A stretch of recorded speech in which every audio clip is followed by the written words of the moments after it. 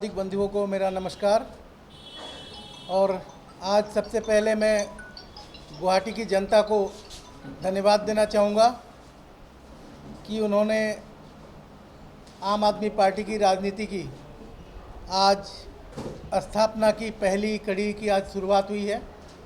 आज 42 number ward से हमारी प्रार्थी मासूमा बेगम जीती हैं। और इसके अलावा मैं अपने सभी प्रत्याशियों को, सभी कार्यकर्ताओं को, सभी समर्थकों को भी धन्यवाद देना चाहूँगा, अभिनंदन करना चाहूँगा कि उन्होंने बहुत ही मजबूती के साथ चुनाव लड़ा, बहुत ही शानदार चुनाव लड़ा, अच्छा कैंपेन किया, लोगों के घर घर गए। और हमारी दिल्ली में हमने जो काम की राजनीति स्थापित की है, ईमानदार राजनीति स्थापित की है, उसके बारे में असम के लोगों को, गुवाहाटी के लोगों को बताया। उन सभी कार्यकर्ताओं का भी हृदय से मैं धन्यवाद देता हूँ। आज जो रिजल्ट आया है उसमें 25 सीटों में हम लोग द्वितीय स्थान पर हैं। ये एक बहुत बड़ी बात है। एक पहले चुनाव में आज हम एक सीट जीत चुके हैं और 24 सीटों पर 2 नंबर हैं, तो ये एक बहुत बड़ी बात है। इसके लिए फिर से एक बार गुवाहाटी की जनता को मैं धन्यवाद देता हूँ, आम आदमी पार्टी की तरफ से और अरविंद केजरीवाल जी की तरफ से। मैं 42 नং वार्डरबासी राइज, गुवाहाटीबासी राइज और অসমবাসী রাইজক ধন্যবাদ জ্ঞাপন কৰিছোঁ। এটা নতুন ৰাজনীতিৰ উৎপত্তি হ'ল আজি অসমত।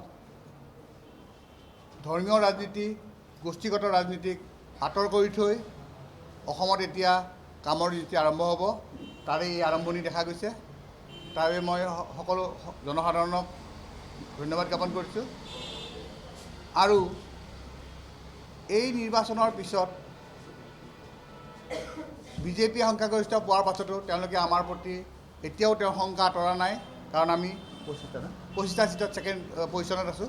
আৰু ইয়াৰ পিছতো তেওঁলোকে এতিয়া ধৰ্মীয় ৰাজনীতি টানি আনিবলৈ প্ৰচেষ্টা চলাইছে। কিন্তু আমাৰ দেখিব নিৰ্বাচনী যি প্ৰাৰ্থী আছে, এই প্ৰাৰ্থীসকলত সকলো ধৰ্ম, সকলো জনগোষ্ঠী, সকলো অসমবাসী ৰাইজৰ, তাত বিভিন্ন ধৰণৰ মাৰোৱাৰী সম্প্ৰদায়, হিন্দী সম্প্ৰদায়, ট্ৰাইবেল, সব ধৰণৰ মানুহ আমাৰ ইয়াত আছে। আমি কোনো ধৰণৰ তেনেকুৱা গোষ্ঠীগত ধৰ্মীয় ৰাজনীতি আমি কামৰ ৰাজনীতি কৰিব জানো। যে আমি কামৰ ৰাজনীতি কৰিবৰ কাৰণে আমি আগবাঢ়ি আহিছোঁ, যিটোক আজি গুৱাহাটীবাসী ৰাইজে আমাক আঁকোৱালি লৈছে। কাৰণ আমি 25টা চিটত ছেকেণ্ড পজিশ্যন পালেও আমি ইতিমধ্যে আমি বিজয়ী বুলি ভাবি লৈছোঁ।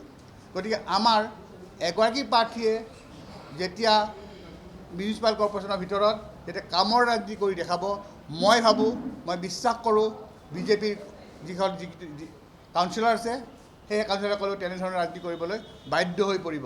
আমি একেধৰণৰ বাধ্যবাধকতা আমি চুৰাটত, গুজৰাট চহৰৰ চুৰাটত দেখাইছোঁ। চুৰাট মিউনিচিপালিটি কৰ্পৰেশ্যনত আম আদমি পাৰ্টি 27জন মাত্ৰ কৰ্পৰেটৰ আছে, 93জন আছে বিজেপিৰ।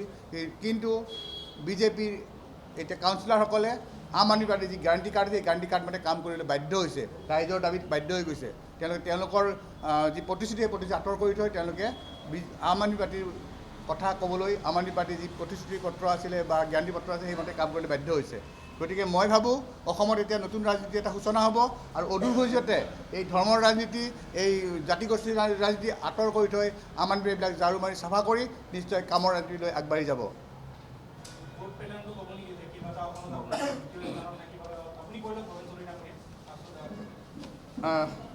আমাৰ 10 number ward, 11 number ward, 14 number ward, 15 number ward, 16 number ward, 19 number ward, 20 number ward, 26 number ward, 27 number ward, 29, 30, 31, 36, 39, 41, 43, 46, 47, 48, 49, 50, 51, 56 আৰু 59 ৱাৰ্ডত ছেকেণ্ড পজিশ্যন আছে। আৰু 42ত আমি বিজয়ী হৈছোঁ।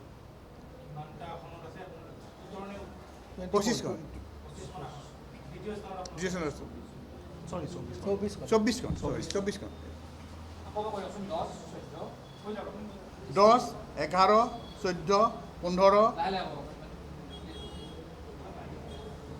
10, 11, 14, 15, 16, 19, 20, 26, 27, 29, 30, 31, 36, 39, 41, 43 46 47 48 49 50 51 56 আৰু 59 59 নম্বৰ আসনখন আমি ছেকেণ্ড পজিশ্যনত আছোঁ আৰু 42 নম্বৰ আসনত আমি বিজয়ী হৈছোঁ। কিমান ভোটত হাৰিছে আমি কেলকুলেট কৰিব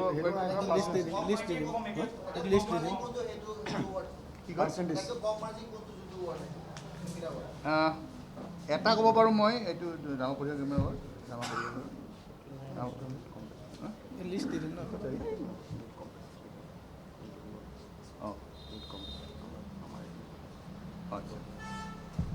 সেইটো ওলোৱা নাই, ওলোৱা নাই, ওলাব লাগিব, লিখা আছে কিন্তু ওলাব লিষ্টখন লৈ লিষ্টখন ল'ব পাৰিব। আৰু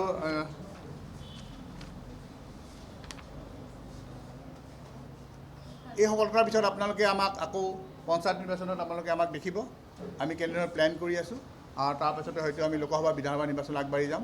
গতিকে আমি সমূহ ৰাইজৰ আশীৰ্বাদ বিচাৰিছোঁ আৰু আপোনালোকৰ সহযোগিতা বিচাৰিছোঁ। ধন্যবাদ। ডেফিনেটলি অসমলৈ আহিব, কাৰণ ইয়াৰ আগতে আমি মিউনিচিপাল বৰ্ডৰ ইলেকশ্যনত 2টা চিটত বিজয়ী হৈছোঁ, এতিয়া এটা চিটত বিজয়ী হৈছোঁ। গতিকে যিহেতু গুৱাহাটীত আপুনি প্ৰচাৰ কৰোঁতে দেখিছে মুখ্যমন্ত্ৰীকে আদি কৰি সকলো মন্ত্ৰী বিধায়কে আগভাগ লৈছিলে, কিন্তু আমাৰ ইয়াতে মাত্ৰ শেষৰ দিনা আৰ্টিচি আহিছিলে, আমাৰ MLA তেখেত যি দিল্লী শিক্ষা ক্ৰান্তিৰ যি এজন নায়িকা তেখেত আহিছিলে, তেখেত আহোঁতেও বিভিন্ন ধৰণৰ ৰিয়েকশ্যন আমি দেখিছিলোঁ বিজেপিৰ পৰা। গতিকে নিশ্চয় অৰবিন্দ কেজৰিৱাল আমাৰ অচিৰেই আহিব, তাৰ বাবে আমিও অপেক্ষাৰত।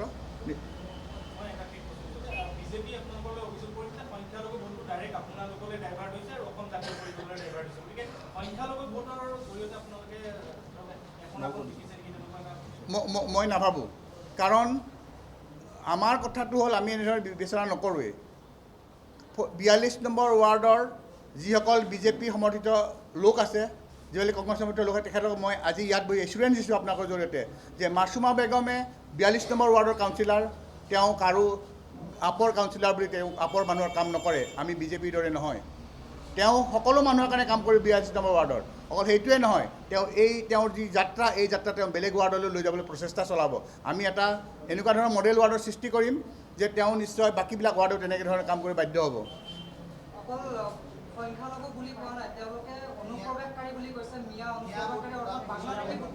আৰে তেতিয়াহ'লে তেওঁলোকৰ চৰকাৰ আছে, তেওঁলোকে কি কৰি আছে ইমান দিন? কেন্দ্ৰত তেওঁলোকৰ চৰকাৰ, ৰাজ্যত তেওঁলোকৰ চৰকাৰ। যদি এইবিলাক মিয়া বাংলাদেশী হয়, যদি অবৈধ নাগৰিক হয়, ভোটাৰ কাৰ্ড কোনে দিছে? ভোটাৰ লিষ্টত কিয় নাম আছে? তেওঁলোকে কি কৰি আছে ইমান দিন? আজি 6 বছৰে তেওঁলোকে শাসন চলাই আছে অসমত, আজি 7 বছৰে চলাই আছে শাসন দিল্লীত। তেওঁলোকে কি কৰি আছে? গতিকে এইটো অভিযোগ তেওঁলোকে নিজৰ প্ৰতি আঙুলিয়াইছে। তেওঁলোকে নিজে এইটো উত্তৰ দিব। আপোনাক সোধক প্ৰশ্ন হিমন্ত বিশ্ব শৰ্মাক যে আপুনি ইয়াত মুখ্যমন্ত্ৰী হয়নে নহয়? আমি আপৰ কৰ্মকৰ্তাহে, আপৰ মুখ্যমন্ত্ৰী আপুনি ইয়াতে, আপোনাৰ চেণ্টাৰত আপোনাৰ প্ৰধানমন্ত্ৰী আছে, আপুনি আপোনালোকে প্ৰশ্ন সোধক, ইমান দিনে অবৈধ নাগৰিকক বাংলাদেশী ইয়াতে কিয় থাকিবলৈ দিছে? কিয় ভোটাৰ কাৰ্ড দিছে? কিয় ভোটাৰ লিষ্টত নাম আছে? এই প্ৰশ্ন আপোনালোকে তেওঁ সোধক, তেওঁ তাৰ প্ৰত্যুত্তৰ দিয়ক।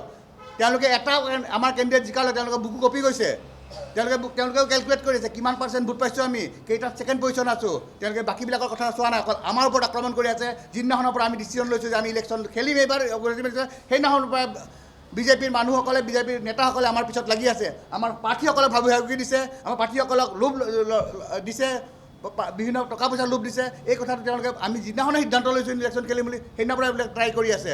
গতিকে মই আপোনালোকক কৈছোঁ, অনুৰোধ কৰিছোঁ, আপুনি হিমন্ত বিশ্ব শৰ্মাৰ ওচৰলৈ যাওক, সোধক কেলেই অবৈধ বাংলাদেশীক তেওঁ হাতীগাঁৱত স্থাপন কৰিছে, কেলেই সকলক এতিয়াও বহিষ্কাৰ কৰা নাই। তেওঁ সাহস আছে, তেওঁ এই কথাটো কওক। জয়ন্ত মলুৱাৰ কথাত জয়ন্ত বৰুৱাৰ কথাত মই ৰিয়েক্ট কৰিব ইচ্ছা নাই, কাৰণ ইমান টুলুঙাকৈ কয় যে এই কথা মোৰ ৰিয়েক্ট কৰিব ইচ্ছাই নাই। তেওঁ কাক কেনেকৈ কিয় মৰম কৰিব সেইটো তেওঁহে জানে। নিৰ্বাচিত কাউন্সিলৰজনৰ নিজৰ অধিকাৰ থাকে, সেই অধিকাৰ তেওঁ সাব্যস্ত কৰিব। নাগৰিক হিচাপে যেনেকৈ মোৰ গুৱাহাটীত মোৰ অধিকাৰ আছে, নিজস্ব অধিকাৰ আছে, কাউন্সিলৰজনৰ তেনেকৈ অধিকাৰ আছে। কাউন্সিলৰজন নিজে হোৱা নাই, কাউন্সিলৰ ৰাইজে নিৰ্বাচিত কৰি পঠাইছে। জয়ন্ত বৰুৱাৰ এনেকুৱা ধৰণৰ কমেণ্ট দিবলৈ কোনো কথাই নাই। তেওঁ কোনো এখতিয়াৰৰ বাহিৰত কথা কৈছে। তেওঁলোকে এনেধৰণৰ কথাও মন্তব্য নকৰে। মই আজি ইয়াৰ দ্বাৰা তেওঁ সোঁৱৰাই দিলোঁ। গতিকে এনেধৰণৰ মন্তব্য যাতে ফিউচাৰ নকৰে। গুৱাহাটী মিউনিচিপাল ইলেকশ্যন হৈ গ'ল, ইয়াৰ পিছত নেক্সট পৰ্যায়টো গোটেই পঞ্চায়ততে আমাৰ বিয়পিব। আৰু 2023 চনত যি হ'বলগীয়া পঞ্চায়ত ইলেকশ্যন আছে, তাত 2200তকৈ বেছি গাঁও পঞ্চায়ত আছে অসমত। আৰু এই গোটেই গাঁও পঞ্চায়তত আপোনাৰ যিমান গাঁও পঞ্চায়তৰ প্ৰেচিডেণ্ট আছে, তাৰ কাৰণে ইলেকশ্যন খেলিব, জিলা পৰিষদৰ খেলিব, ৱাৰ্ড মেম্বাৰ খেলিব। গতিকে আমাৰ এতিয়া পঞ্জাৱ ইলেকশ্যন জিকাৰ পিছত বা আগৰ যিখিনি আমাৰ সংগঠন আছিলে অসমত, সেই সংগঠনৰ মানুহখিনিয়ে আমাক বহু দিনৰ পৰাই দাবী কৰিছিলে ইলেকশ্যন খেলিব লাগে বুলি। গতিকে এতিয়া এই পঞ্জাৱ ইলেকশ্যন জিকাৰ পিছত আৰু গাঁৱে গাঁৱৰ পৰা বহুত ভিতৰুৱা জেগাৰ পৰাও আমাৰ ওচৰত মেম্বাৰশ্বিপৰ কাৰণে মানুহ আহি আছে, যোগাযোগ কৰি আছে। গতিকে আম আদমি পাৰ্টি কালিৰ পৰাই আমি পঞ্চায়ত ইলেকশ্যনৰ কাৰণে আমি কাম কৰিম আৰু আমি সাংগঠনিক ভেটিটো খুব মজবুতকৈ আগবঢ়াই লৈ যাম। সেইটো কথা মই সেইটোৱে ক'বলৈ গৈ আছিলোঁ আপোনাক যে 42 নম্বৰ ৱাৰ্ডৰ পৰা আমি জিকিছোঁ, কিন্তু 42 নম্বৰ ৱাৰ্ডত বিজেপিয়ে 2734টা ভোট পাইছে। যদি বিজেপিৰ নেতাসকলৰ দম আছে তেতিয়াহ'লে তেওঁলোকে প্ৰেছত আহি কওক যে আমাক সেই 2734টা ভোট নালাগে বুলি ৰিজেক্ট কৰক। তেওঁলোকে যদি দম আছে তেওঁলোকে কেৱল আৰু কেৱল অনলি ধৰ্মীয় ৰাজনীতি খেলিব বিচাৰিছে। এই 2734জন মানুহক তেওঁলোকে অপমান কৰিব বিচাৰিছে নেকি? সেই 2734জন মানুহে আম আদমি পাৰ্টিক ভোট দিয়া নাই। সেই 2734জন মানুহে তেওঁলোকক ভোট দিছে, বিজেপিক ভোট দিছে। তাৰমানে কি ক'ব বিচাৰিছে বিজেপিয়ে? তেওঁলোক অপমান কৰিব বিচাৰিছে নেকি? গণতন্ত্ৰত কাৰো বিশ্বাস নাই নেকি তেওঁলোকৰ ওপৰত? তেওঁলোকে একচ্ছত্ৰ ৰাজত্ব কৰিব বিচাৰিছে নেকি অসমত? গতিকে তেওঁলোকে গণতন্ত্ৰক সন্মান কৰিবলৈ শিকক। ইয়াত ধৰ্মীয় ৰাজনীতি নানিব। সকলো যি নাগৰিক আছে, যি চিটিজেন আছে, যি লিগেল চিটিজেন হয়, সেই মানুহখিনিক আপোনালোকে আদৰ কৰিবলৈ আগতে শিকক।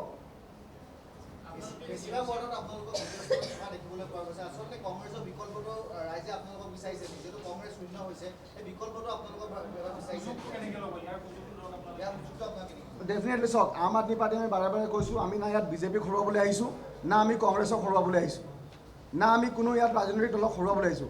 আমি ইয়াত কামৰ ৰাজনীতিৰ এজেণ্ডা লৈ আহিছোঁ। যি অৰবিন্দ কেজৰিৱাল ডাঙৰীয়াৰ কামৰ ৰাজনীতি, স্কুল ভাল হ'ব লাগিব, হস্পিটেল ভাল হ'ব লাগিব, মানুহে 24 ঘণ্টা বিজুলী পাব লাগিব, মানুহে বিশুদ্ধ খোৱা পানী পাব লাগিব, মানুহৰ নিবনুৱা সমস্যা দূৰ হ'ব লাগিব, খেতিয়কে মিনিমাম ছাপৰ্ট প্ৰাইচ পাব লাগিব, অসমৰ বানপানী সমস্যা দূৰ হ'ব লাগিব। এই মূল যি বুলেট পইণ্ট আছে, যাৰ যি সমস্যাবিলাকক লৈ অসমৰ ৰাইজে ভুগি আছে, আমি এই এজেণ্ডা লৈ আহিছোঁ। গতিকে আমি ইয়াত আমি না বিজেপিক হৰুৱাবলৈ আহিছোঁ, না আমি কংগ্ৰেছক হৰুৱাবলৈ আহিছোঁ। আমি আমাৰ এজেণ্ডা পজিটিভ ৰাজনীতিৰ এজেণ্ডা, কামৰ ৰাজনীতিৰ আমি মানুহৰ ওচৰত লৈ যাম। গতিকে আমাক এতিয়া ধৰক আমাৰ গুৱাহাটী মিউনিচিপাল ইলেকশ্যনত আমাক গুৱাহাটীবাসী ৰাইজে 15% ভোট দিছে। 15% ভোট মানে আমি এক আশীৰ্বাদ হিচাপে লৈছোঁ। গতিকে এই 15% ভোট লৈ আমি যি সন্মান পালোঁ, যি আদৰ পালোঁ, যি মৰম পালোঁ, গতিকে আমি দেখা পাইছোঁ যে গুৱাহাটীবাসী ৰাইজে নহয়, অসমৰ বিভিন্ন জেগাৰ পৰা আমাক মৰম দিছে, আঁকোৱালিছে, তেওঁলোকে আমাক মাতি আছে। গতিকে আমি যিহেতু অৰবিন্দ কেজৰিৱাল ডাঙৰীয়া যি কামৰ ৰাজনীতি আছে দিল্লী আৰু পঞ্জাৱত, সেই কামৰ ৰাজনীতি অসমৰ মানুহো বিচাৰি আছে। গতিকে আমি আমাৰ অনাগত দিনবিলাকত আমাৰ যি সাংগঠনিক ভেটি আছে, আমি এইটো মজবুত কৰিম আৰু আমাৰ প্ৰতিজন কৰ্মকৰ্তাই একোজন বিজেপিতকৈ ডাঙৰ নেতাতকৈ বেছি আমি আমাৰ অসমত কাম কৰিব পাৰিম, আমাৰ পৰা বিশ্বাস আছে।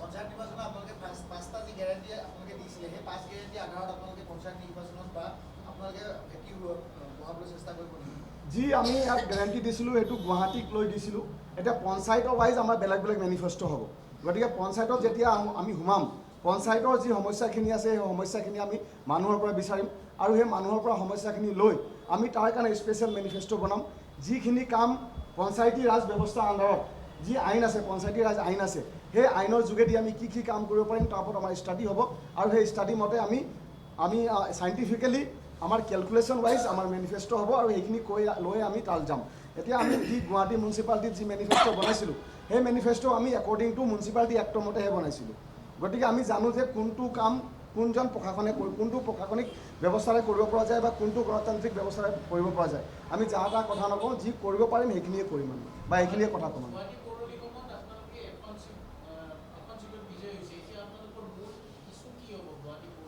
যি আমি গেৰাণ্টি দিছিলোঁ, বা আচলতে আমি ক'ব লাগিব যে আমি আম আদমি পাৰ্টি অলৰেডি জয়ী হৈছোঁ আমি গুৱাহাটী মিউনিচিপালিটিত। কাৰণ মুখ্যমন্ত্ৰী মহোদয়ে দুটা কথা তেওঁ স্পষ্ট কৰিছে। এটা হৈছে প্ৰতিখন ৱাৰ্ডতে 10 কোটি টকাকৈ পইচা দিব, তাৰমানে তেওঁ 600 কোটি টকা দিব।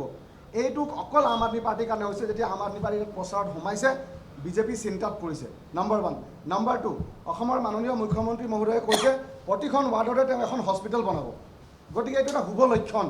এতিয়া জিকাৰ পিছত এই দুটা প্ৰশ্নক লৈ আৰু বিজেপিয়ে যি গেৰাণ্টি তেওঁলোকে দিছে, বা তেওঁলোকৰ যি মেনিফেষ্টো আছে, সেই মেনিফেষ্টোত এটা কথা, সেই কথাক লৈ আমি তেওঁৰ ওচৰত প্ৰেছাৰাইজ ক্ৰিয়েট কৰিম। আমি গণতান্ত্ৰিক যি প্ৰক্ৰিয়া আছে, যি আমাৰ সাংবিধানিক ব্যৱস্থা আছে, সেই ব্যৱস্থা লৈ আমি তেওঁলোকক কামখিনি কৰাবৰ কাৰণে বাধ্য কৰিম। সেইটো আমাৰ মেইন আমাৰ হ'ব এজেণ্ডা হ'ব।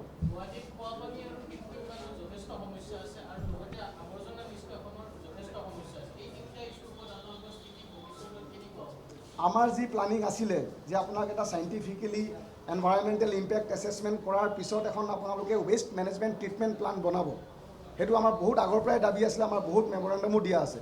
গতিকে এনভাইৰনমেণ্টেল ইম্পেক্ট এছেছমেণ্ট কৰি আপুনি কোন জেগাত কেনেকৈ চাইণ্টিফিকেলি ৱেষ্ট ট্ৰিটমেণ্ট প্লান বনাব তাৰ কাৰণে আমাৰ প্ৰেছাৰ থাকিব।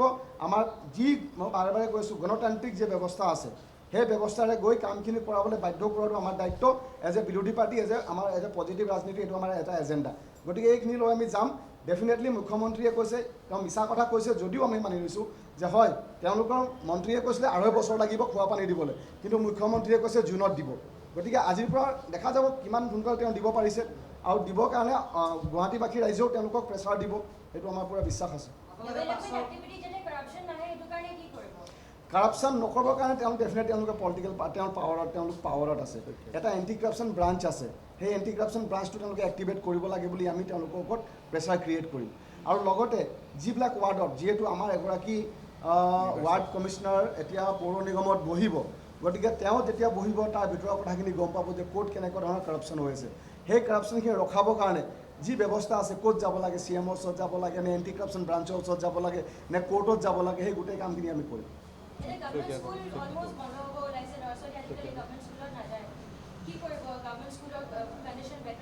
নহয়, বিজেপিয়ে এইটো কৰিব নোৱাৰে, এইটো অসম্ভৱ কথা। ইয়াৰ কাৰণে অনাগত দিনবিলাকত অসমৰ ৰাইজে, আমি অসমৰ ৰাইজৰ ওচৰত ইয়াক লৈ ছাপোৰ্ট বিচাৰিম যে আপোনালোকে আম আদমি পাৰ্টিক বহুমতত মেজৰিটিত চৰকাৰখন আনিবলৈ দিয়ক। কাৰণ ইয়াৰ ওপৰত যি এজেণ্ডা বনাব লাগে, যি পলিচি বনাব লাগে, যি ফাণ্ড ল'ব লাগে, এইখিনি বিধানসভাই ল'ব পাৰিব। এতিয়া গুৱাহাটী মিউনিচিপালিটিত 5খন চৰকাৰী স্কুল আছে। এই 5খন চৰকাৰী স্কুল বনাবৰ কাৰণে, ভাল বনাবৰ কাৰণে ডেফিনেটলি পৌৰ নিগমত যি বৰ্ড বহিব, সেই বৰ্ডত যিজন মেয়ৰ হ'ব, সেই মেয়ৰক আমি প্ৰেছাৰ ক্ৰিয়েট কৰিবলৈ আমাৰ ওচৰত যিমান এগৰাকী আমাৰ যি প্ৰাৰ্থী আছে বা কেণ্ডিডেট আছে, তেওঁক লৈ আমি যিখিনি কৰিব পাৰোঁ সেইখিনি ডেফিনেটলি আমি কৰিম।